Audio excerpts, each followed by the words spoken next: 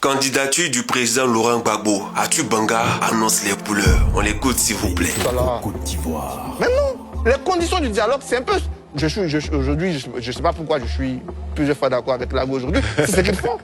C'est oui, on est dans cette situation, mais allons parler. Et je le dis, comparer Tidiane Thiam à tous les autres, c'est pas la même chose. Parce que eux, on était dans la crise, on était dans la guerre. Donc dans la guerre, on a tous, dans la guerre, on a des folies.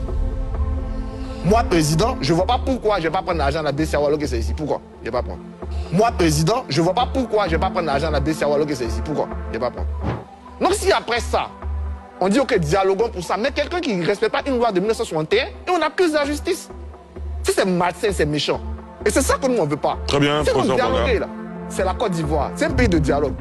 Très et bien. on va y arriver. Et parce que vous n'avez pas bien compris, non. Parce qu'Atou Banga ne s'est pas contenté de le dire une fois, mais il l'a dit 2 fois. On écoute la deuxième fois, s'il vous plaît. Mais avant tout, n'oubliez pas d'aller à notre fameux rendez-vous le 3 mai à Cocody. Allez-y tous à cette conférence où vous allez trouver la vieille mère, la maman de la patrie, Maman Puchéri Balé, et aussi l'un des intellectuels les plus puissants de Côte d'Ivoire que j'ai appelé Awa Dombelo. Allez-y massivement à cette conférence. Remplissez la salle, surtout venez avec vos questions parce qu'ils seront là pour bien entendu répondre à vos questions et à comment est-ce que vous voyez la Côte d'Ivoire dans quelques années. On écoute Atou Banga s'il vous plaît. N'oubliez surtout pas de partager, d'aimer et de liker. On écoute. La stratégie de la chaise vide, Oui. ça pourrait être une des solutions pour ces partis d'opposition, Oui. privés de candidats. Ça peut être une solution plus facile à mettre en œuvre quand même pour Laurent Gbagbo parce que lui, il a façonné son parti, il le maintient, il le tient.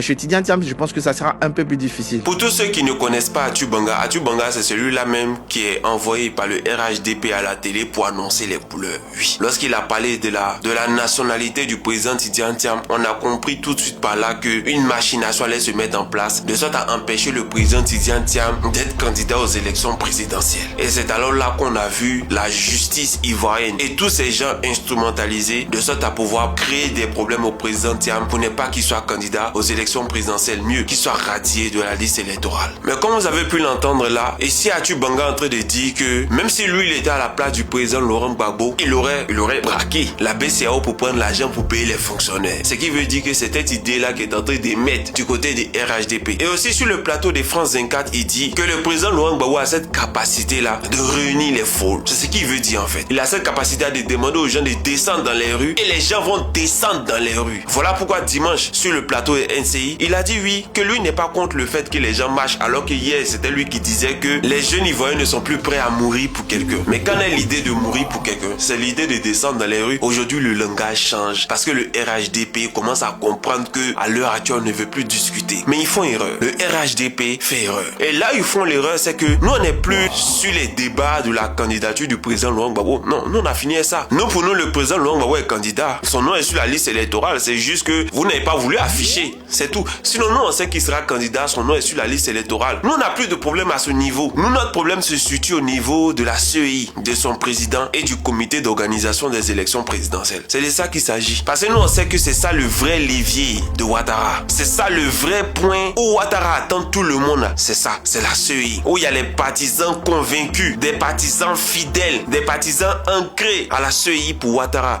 Nous on sait que c'est là-bas que Ouattara nous attend. Et nous on veut pas aller aux élections avec cette organisation-là. Nous on veut pas aller aux élections avec cette CEI-là. C'est de ça qu'il s'agit. Sinon, la candidature de Laurent Gbagbo là, ce débat nous on en a fini. Les électeurs sont déjà convaincus que le nom de Gbagbo Laurent sera là le jour où on va dire allez voter vos candidats. Nous on sait que la photo de Gbagbo sera là sur les bulletins de vote. Nous on sait ça. Mais le débat pour nous, c'est la CEI. C'est pour ça que Gbagbo dit, je demande à ce que vous sortez de la CEI. Mais on ira aux élections présidentielles. C'est de ça qu'il s'agit. En 95, le président Laurent Gbagbo avait tous les moyens pour aller aux élections présidentielles. Mais à cause de Ouattara, le président Laurent Gbagbo dit non, on va pas aux élections. Parce qu'il y a une injustice qui est en train de se passer. Ouattara s'est dit bon, en 2000, Gbagbo va faire la même chose. Et comme en 2000, Gbagbo est parti aux élections sans lui, il dit non, que Gbagbo a voulu enlever son nom sur la liste électorale. Donc il veut se venger. Et ses partisans bêtes et moutons là sont en train de suivre dedans. Mais ils oublient que Ouattara leur a pas dit qu'en 95, à cause de lui, Gbagbo n'est pas allé aux élections présidentielles. Parce que Gbagbo Laurent l'a dit, je remplis toutes les conditions pour aller aux élections présidentielles de 1995. Et c'est pas Bédié qui me fait peur. Parce que j'ai affronté Oufoué. J'ai affronté Nana Oufoué. Même si,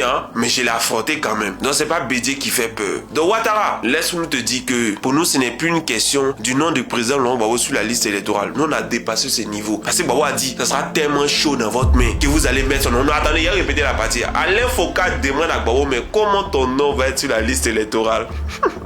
Comment Gbagbo tu vas faire pour aller aux élections présidentielles? Gbagbo dit, ce sera tellement chaud dans leurs mains. C'est-à-dire qu'ils ne sauront pas quoi trouver. Ils vont dire que Gbagbo est candidat aux élections présidentielles et puis je serai candidat aux élections présidentielles et je vais les gagner. Parce que Gbagbo a toujours dit que lui là, il n'a pas peur d'affronter Ouattara aux élections présidentielles. C'est pour ça que Ouattara a été candidat aux élections de 2005. En fait, aux élections qui devaient se tenir en 2005. Donc, chers partisans, soyez tranquilles, soyez sereins. Le nom du président Laurent Gbagbo là, c'est déjà sur la liste. Sauf qu'ils n'ont pas encore affiché. Même si la liste définitive sort et que vous ne voyez pas le nom du président Laurent Gbagbo, je dis soyez sereins. Soyez sereins comme maison inachevée. Soyez sereins comme courir devant féticheur.